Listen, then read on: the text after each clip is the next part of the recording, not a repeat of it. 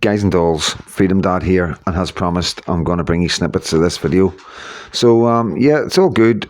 The video's not all good, you know what I mean? I'm just going to try and rattle on 2 minutes here to keep everything right. Just been on the phone non-stop today. Just going out for my lunch with one of my mates, just waiting for him to give me a shout when he's here. So I'm just going to rattle this out now for you. Like I say, I've been following this guy for a while. The actual guy who's being interviewed, following him, trying to, you know what I mean? He was silenced, and he came out a wee while ago with some horrific accusations, and it seems to be, as a citizen journalist, you would need to report on this. You'd need to take these accusations serious. You would expect the authorities to be on top of this and finding out what's going on, and maybe even doing looking into everybody that's not here. I imagine it would be mostly cremations and stuff like that. So I can't see much investigating getting done there. But yeah, it's quite serious. It's quite sad. It's quite worrying. It's all I can say is I feel sorry for some people, especially people who were forced to do this because of their jobs and stuff like that. And there's no amount of words that I can say that will ever make them feel any better, But I just want anybody to know who has been coerced in any way to do what the government told them to do back in 2023. Sorry, back in 2019, 2020, 21, 22.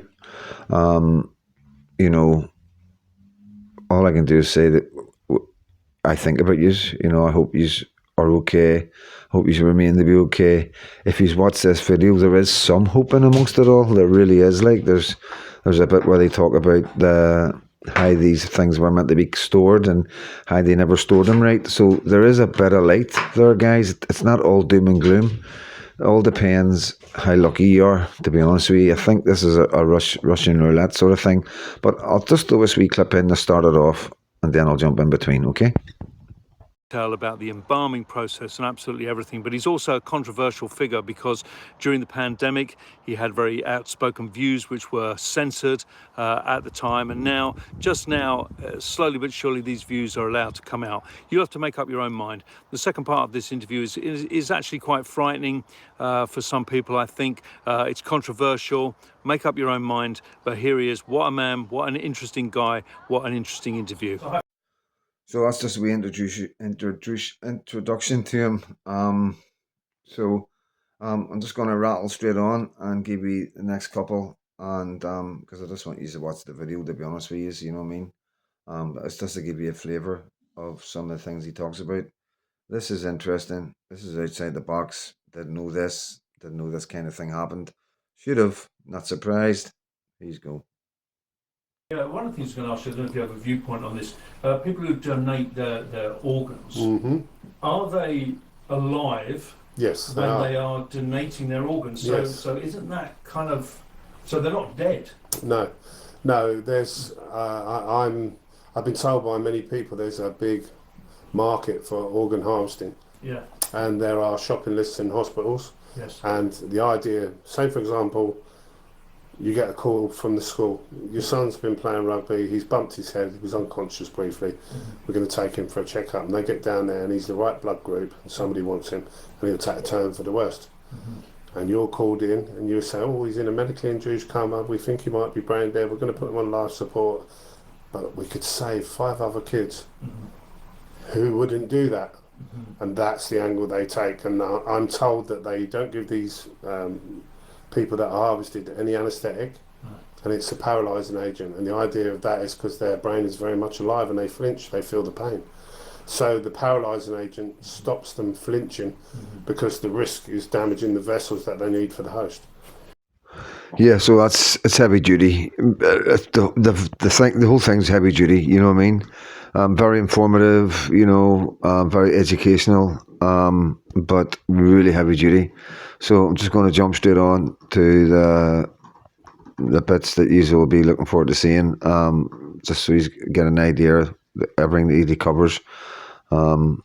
Like I say, I don't want to keep going on and on, make the video about me. It's not about me. I just want to do what I normally do, bring you clippets so you can go on and watch it yourselves. The other mistake they made that made me see through it was the numbers, because there were no more numbers. And then the final nail in their coffin for me was the way they rolled the jab out. Now, to me, it doesn't, and this is where their behavioural teams are stupid and made a major error that blew it for me. So it doesn't matter how old you are, your life has value. Yes. I don't care if you're 90 years old, or you're 20 years old, or you're a newborn baby.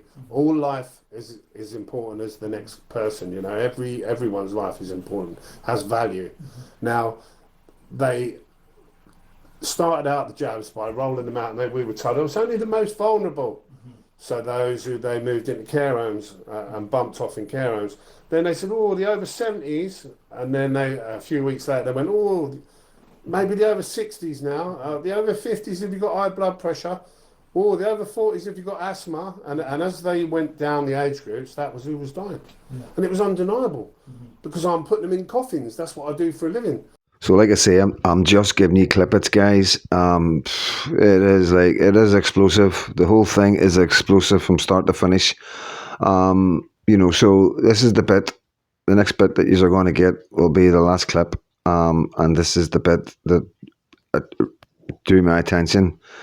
One of the first ones he found, and well, not one of the first ones. I think it was one of the first ones he found that he kept in a jar. And then he went through the process of trying to find out what was going on.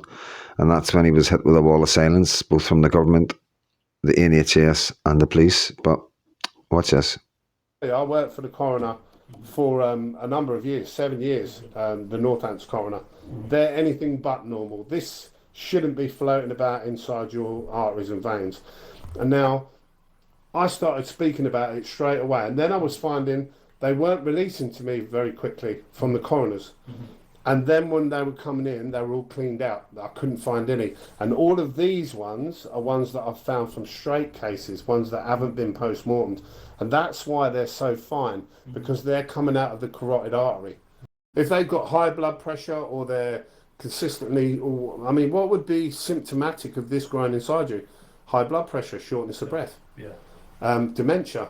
Yeah. Because if this is all inside your brain, your vessels in your brain, you're going to suffer with hypoxia. Yeah. You're going to be confused, disorientated. If and the cancers that are being reported are not normal cancers. I suspect it's this growing inside people's lungs. So people are presenting to the hospital and they're getting cancer diagnosis 3 weeks, 6 weeks, 12 weeks. Cancer, pre-COVID jab, they'd come in here and they would have a cancer story. And at some point I would say, what happened to mum? What happened to dad? And they would tell you the story. And it'd be a 2-year, 5-year, 10-year story. 6 weeks, 8 weeks, 12 weeks now. And they're full of that. So guys, that's it. I'm going to wrap it up here. So I'm going to throw that's the video there. So if you just write that down there, guys, pause the video, write that down, put that in your search bar, you'll find the video. Also, link will be in the description. So, it's frustrating. It's so frustrating. This is the same government that's, working alongside the media, doing all this to Tommy and all the rest of it that you see going on in the world. And,